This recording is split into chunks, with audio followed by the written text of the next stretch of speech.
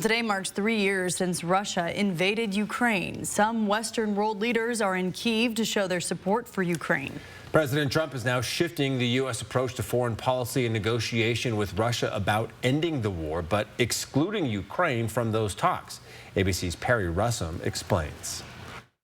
French President Emmanuel Macron arriving at the White House this morning on what is the 3rd anniversary of the invasion of Ukraine. We're trying to get the war ended with Russia and Ukraine, and I think we've come a long way in a short period of weeks.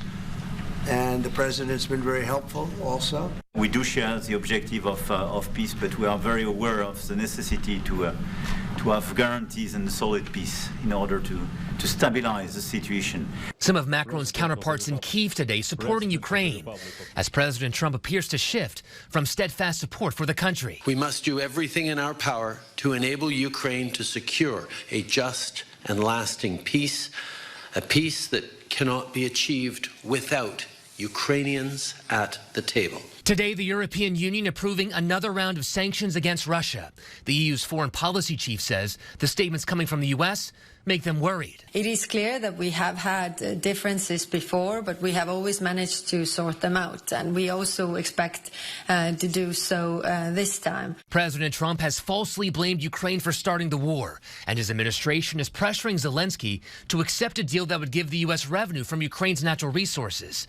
A Ukrainian deputy minister says the two countries are now in the final stages of negotiations. ABC's Ian Pannell in Ukraine questioning Zelensky. Would you be willing to give up the presidency if it meant peace for Ukraine? Zelensky says he is ready to resign if it means peace, and offered to stand down if it meant Ukraine could join NATO. In Moscow today, Russian President Vladimir Putin given a sword and shield on the anniversary of the war.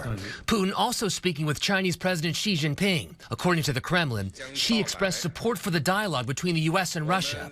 In Washington, Democrats condemning the Trump administration's alignment with Russia. This is just someone who admires Putin, does not believe in the struggle of the Ukrainians, and is committed to cozying up to an autocrat. Russia's foreign minister says they will not agree to a ceasefire deal unless they see results that suit Russia. It's still not clear what exactly Russia is looking for. Again, Ukraine is not a part of those negotiations. Perry Russom, ABC News, Washington.